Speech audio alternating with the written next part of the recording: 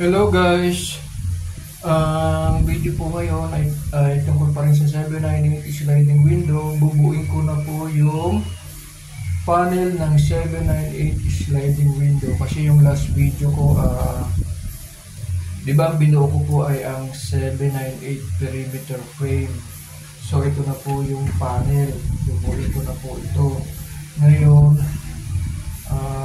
ito may nabuo na po akong isa. Tandaan nyo lang po na itong nasa taas ay isa lang po ang butas. Yan, ilalagay nyo pong 4 kinds. Ito may isang butas din. So ayan, nalagay ko na po yung isa. So interlocker, syempre yung interlocker po, ayan, may isang butas din po. So ilalagay din lang po yun. Ayan. Tapos huwag mo malilimutan yung 4 kinds. Ito po yung 4 kinds ng interlocker. Mas maliit po yung sa taas. Ayan. May isang butas din po yung nasa taas. Medyo malabo. Ayan, mas maliit. Ipapasok nyo lang po yan dito. Ayan. Ito na po kasi ang pinakagayad nyo. Ayan. Tapos, ayan, ipasok nyo lang po itong top bottom.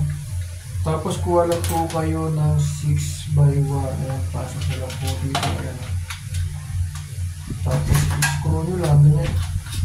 Ito lang po kadali talaga itong madali lang po itong 798 eh. Madali lang po itong buuin kasi yan ang pinaka-end niya. So screw nyo lang. Kung saan na po siya papasok doon sa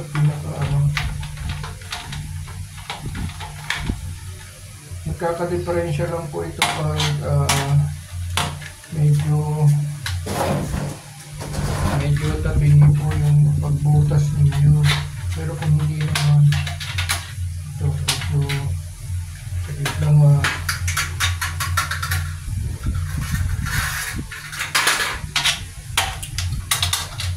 medyo hindi siya pumasok. So ulitin na lang naman. At pasok mo. Tapos kunin nyo ulit yung 6x1.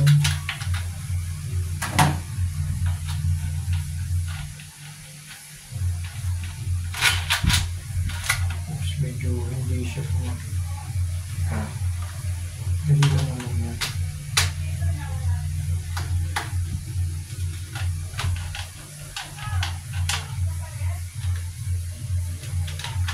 Yan, pasok nyo lang po. Sa taas, syempre wala namang gulong.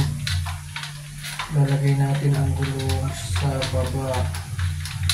So, yan. Ang nagiging guide niya po ay yung 4 kinds. So, ayan, naparilyo ko na. Mabilis lang po itong video. So, ngayon, ito na po yung susunod ay yan, yung sa baba. Sa baba may dalawang butas. Ang tandaan nila, may dalawang butas sa baba.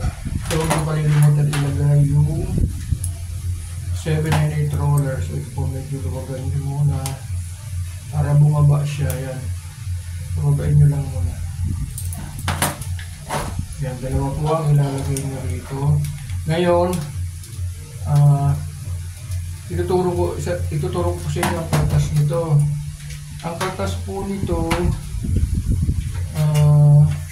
yung height po, ang kaltas opening, so lagyan muna natin ang gulong. Ngayon kung kalilimutan ng gulong, ganyan nyo lang, pasok nyo na ganyan. Yun, pasok na. Tapos, ayan, ito nilagyan ko na ng 4 kinds. So, ito pa siya. Balik natin. Minsan nalalagyan po talaga yun eh. So, itutok nyo lang. Ayan. May 4 kinds na po ito. Ayan, screw nyo lang din. Screw nyo lang din. Kailan pumasok siya doon sa butas ng gulong. O ayan, nakapasok. Pag gagawa po kayo nun, makikita nyo naman eh kung nakapasok siya sa gulong. Siya nga pa lang, yun nga ang butas, ang minus po nito. Siyempre, kailangan malaman yung minus. Opening. Sa height po, ang bawas na sa height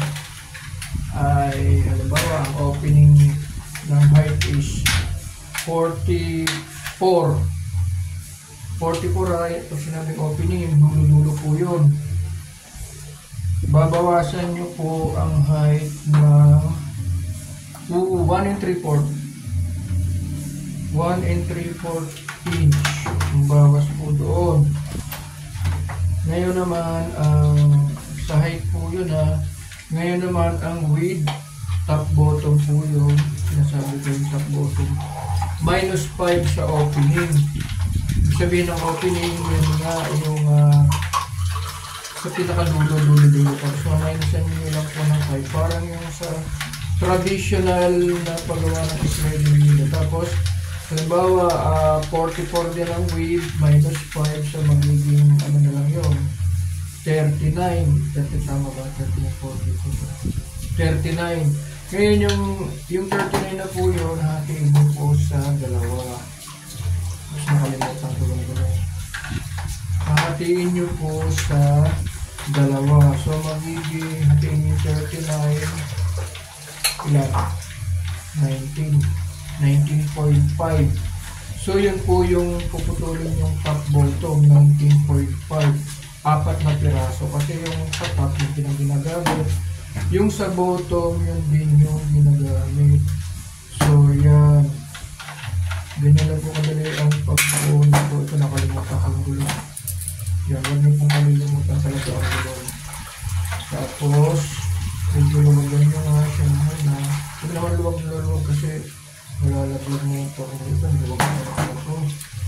Pero ipapasok ko lang. Ganyan lang po yan. Kadali. So, bubuin ko na po yung 4 nito. Hindi ko na po ipapakita. Basta tandaan nyo lang po ang minus ng height sa opening ay 1 inch lang po.